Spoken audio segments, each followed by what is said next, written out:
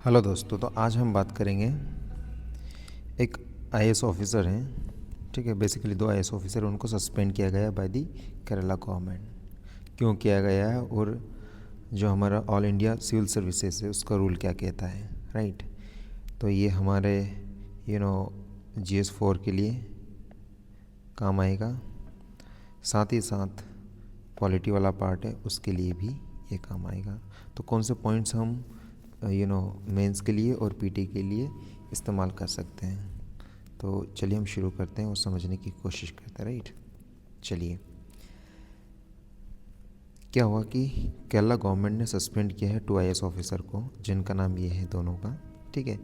और उसका एग्जांपल क्या, मतलब उसका रीज़न क्या दिया, उन्होंने बोला है कि violation of civil services rules, मतलब जो सिविल सर्विसेज के रूल्स एंड रेगुलेशन होते हैं उसका क्या किया इन्होंने, वायलेशन किया, इसलिए इनको सस्पेंड कर दिया है, ठीक है। तो व्हाट आर दी चार्जेस, क्या चार्जेस हैं। ये बोला गया कि इसमें सारा चीज़ें लिखा गया, मैं आपको बताऊं कि एक आईएएस ऑफिसर है, उन्होंने दूसरे एक आईएएस ऑफिसर उनके अगेंस्ट कुछ डेरोगेटरी शब्दों का इस्तेमाल कर लिया था, कहाँ पर, सोशल मीडिया पर, राइट। तो वहाँ की जो केरला की गवर्नमेंट है उन्होंने उनको सस्पेंड कर दिया है कि आप एक अनबिकमिंग सिविल सर्वेंट की कैटेगरी में आते हैं, इसलिए आपको सस्पेंड किया जाता है, राइट है। फिर दूसरे वाला व्यक्ति है, मतलब जो आईएएस ऑफिसर, उन्होंने एलिगेशन लगाया कि उन्होंने एक हिंदू ऑर्गेनाइजेशन बना रखा है, जिसके कारण ये कि वहीं पे क्रिमिनल वायलेंस काइंड ऑफ होने की चीज़ हो रही है। तो इस चीज़ को लेकर उनके अंदर एक तरह से कॉन्फ्लिक्ट हो गया, उनके ग्रुप के अंदर हो गया, उन दोनों के बीच में हो गया, राइट। खैर, ये तो कंट्रोवर्सी है, लाइक एक बैकग्राउंड है। लेकिन जो इम्पोर्टेंट चीज़ जो हमारे लिए ये है, जो कि यूपीएससी के एग्ज़ाम में लिखी जा सकती है कि what do you the rules state, rule क्या कहते हैं। आपको पता होना कि all India services conduct rule 1968, year याद रखिएगा। अगर पूछा जा सकता है कि कब आया था ये रूल, तो पता होना चाहिए कि इस समय आया था, राइट। पहला पॉइंट तो याद रखिएगा। और ये रूल क्या करता है, ये गवर्न करता है क्या, conduct of the IAS, IPS and Indian forest service. These 3 services are basically all India services. कौन सी, एक तो होती है IAS, all Indian administrative service, दूसरा IAS, Indian police service, and तीसरा होती है that is IFS, Indian forest service, ठीक है। इन तीनों को रेगुलेट कौन करते हैं, वो करते हैं इस रूल के तहत, that is all India civil service conduct rule 1968, right. The all India service rules provide a code of conduct for the officers, code of conduct provide करते हैं, and some of the rules relevant for the current issues are briefly summarized here. Summarize किया गया यहाँ पे, जो अपन समझेंगे। Officer should maintain high standard of ethics. देखो ये पॉइंट सारे के सारे कहाँ से उठाया गया है, ऐसा लगता है कि GS4, जो कि एथिक्स एंड इंटीग्रिटी वाला पार्ट है ना, एथिक्स एंड इंटीग्रिटी वाला पार्ट आपको पता है GS4, वहाँ से के सारे वर्ड उठाए गए हैं कि ये एक्सपेक्ट किया जाता है एक सर्वेंट के द्वारा कि वो व्यक्ति एक हाई स्टैंडर्ड मेंटेन करे, एथिक्स की बात हो, उनके अंदर इंटीग्रिटी हो, ऑनेस्टी हो, एंड पॉलिटिकल न्यूट्रलिटी हो, मतलब कोई भी पॉलिटिकल पार्टी XYZ पार्टी को सपोर्ट ना करे, न्यूट्रलिटी के साथ काम करे। इसके बाद में अपने काम के प्रति अकाउंटेबल हो और ट्रांसपेरेंसी हो, मतलब पारदर्शिता, जो भी करते हैं वो क्या होना चाहिए, एकदम पारदर्शिता वाले मैनर में होना चाहिए। फिर इसके बाद में क्या करना चाहिए एक सिविल सर्वेंट को, उनको supremacy of the constitution values है उसको अपहोल्ड करना चाहिए, मतलब कॉन्स्टिट्यूशन की वैल्यू है उसको मानना चाहिए। दे कैन पार्टिसिपेट और contribute in the public media in bonafide discharge of their duty. वो पार्टिसिपेट कर सकते हैं सोशल मीडिया में, बट क्या है कि अपनी ड्यूटी को डिस्चार्ज करते हुए, फॉर एग्जाम्पल कोई स्कीम्स के बारे में बताना हो तो वो अनाउंस कर सकते हैं, राइट। कोई रूल्स रेगुलेशन है या फिर कोई इस तरह की पैंडेमिक टाइप की सिचुएशन हो चुकी है, तो उससे किस तरह से निपटा जा सके, किस तरह से we can handle the pandemic and what should be the precaution should be taken by the people। ये सारी चीज़ें आप सोशल मीडिया पे शेयर कर सकते हैं। They shall not in any communication or any public media adversely criticize the policy of the government। तो government की कोई भी पॉलिसी उसको आप सोशल मीडिया पे क्रिटिसाइज़ नहीं कर सकते हैं। डेफिनेटली अगर आप कोई मिनिस्टर से मिल रहे हो या किसी से मिल रहे हो तो आप उनके पॉजिटिव और नेगेटिव एस्पेक्ट बता सकते हैं, बट पब्लिक प्लेटफॉर्म पे नहीं बता सकते हैं, राइट। उनको नहीं करना चाहिए।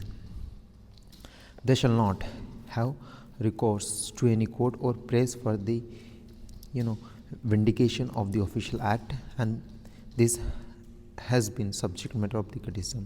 मतलब इस तरह कोई चीज़ ना करे जो कि कोर्ट का मैटर हो या फिर किसी गवर्नमेंट की कोई पॉलिसी है जो कि क्रिटिसाइज़ आप कर रहे हो पब्लिक प्लेटफॉर्म पे, तो ये चीज़ एक्सपेक्ट नहीं की जाती है सिविल सर्वेंट से, राइट। ये सारी चीज़ इसमें लिखी है। तो उनको क्या रीज़न दिया गया है कि अगर इस तरह की चीज़ें आप करते हो तो इसका मतलब ये है कि unbecoming of a member of the services, मतलब आप जो सिविल सर्विसेज उसके मेंबर बनने के लायक ही नहीं हो। अब इसमें इशू क्या है, व्हाट आर द इश्यूज़, कि there are certain overall issues that need to be addressed. पहला इशू तो ये है कि the rules don't have explicitly guidance with respect to the communication through the social media. जो हमारा all India civil services, all India act जो आपने बताया था आपको, कौन सा था ये, ऑल इंडिया सर्विस, ठीक है। ऑल इंडिया सर्विसेज वाला जो रूल है 1968 वाला, उसमें एक्सप्लिसिटली मेंशन नहीं किया गया है कि सोशल मीडिया को किस तरह से हैंडल किया सकते या फिर सोशल मीडिया के थ्रू किस तरह से कम्युनिकेशन किया जा सके।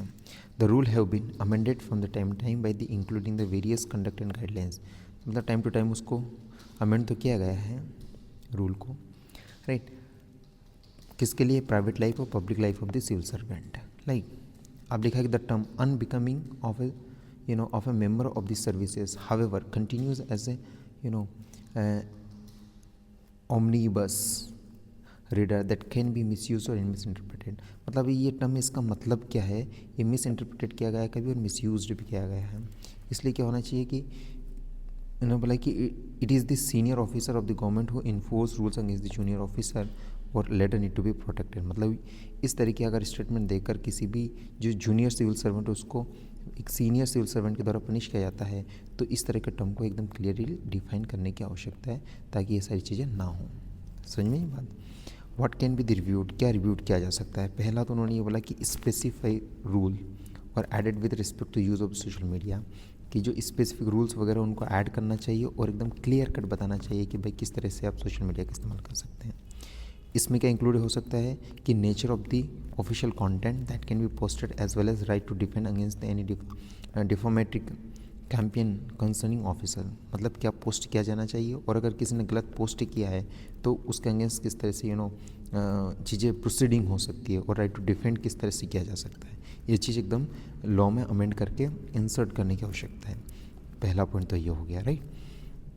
दूसरा पॉइंट ये है कि एन इलस्ट्रेशन लिस्ट में भी provided for the term unbecoming of a member of the civil servant, कि कौन कौन से इसे एक्ट है या फिर ऐसी कौन कौन सी गतिविधि हैं जिसके द्वारा ये कहा जा सकता है कि ये व्यक्ति एक सिविल सर्विस का मेंबर बनने के लायक नहीं है, ठीक है। Based on the past instances where action has been taken on the basis official special for the youngsters should be remember this anonymity, मतलब ये यंगस्टर्स जो भी नए 25 साल की उम्र में भी बने या फिर 21-22 साल की उम्र में जो भी IAS ऑफिसर या अधिकारी बन रहे हैं, उनके लिए ये बात सजेस्ट की जाती है कि एनॉमिनिटी मतलब एकदम बिहाइंड द वॉल आपको काम करने की आवश्यकता है, तो बहुत बढ़िया से आप काम कर पाओगे। और एक बहुत बढ़िया इंटेलेक्चुअल ट्रेट होता है, important trait of the civil servant. Civil servant का एक लक्षण होता है कि बिना लाइमलाइट में आते हुए आप काम करें, राइट।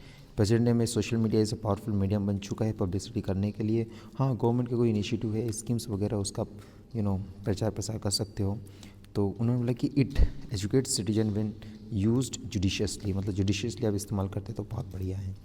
लेकिन ये बात भी ध्यान रखना है कि ठीक ठाक अपना जो भी है इस्तेमाल करना चाहिए सोशल मीडिया का, गलत तरह से इस्तेमाल नहीं करना चाहिए, रिस्पॉन्सिबिलिटी होना चाहिए, राइट। तो ये सारी चीज़ इसमें दी गई थी।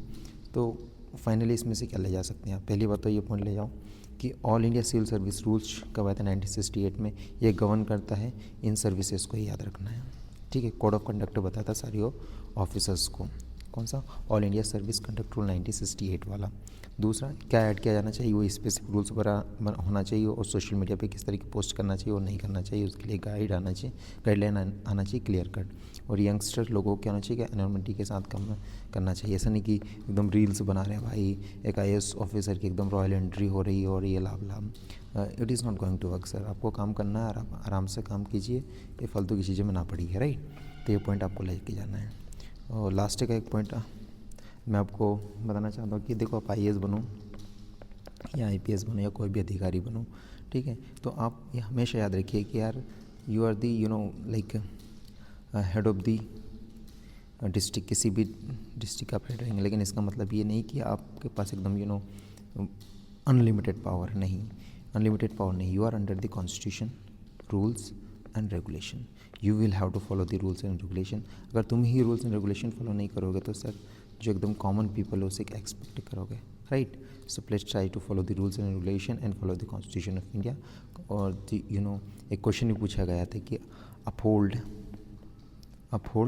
The constitutional morality, right. तो कॉन्स्टिट्यूशनल मोरालिटी का भी इस्तेमाल कीजिए, एथिक्स का इस्तेमाल कीजिएगा, जो हम पढ़ते हैं उसका प्रैक्टिकली भी इस्तेमाल कीजिए, right. So thank you for watching this video. I hope आपको कुछ सीखने को मिला होगा यहाँ पर।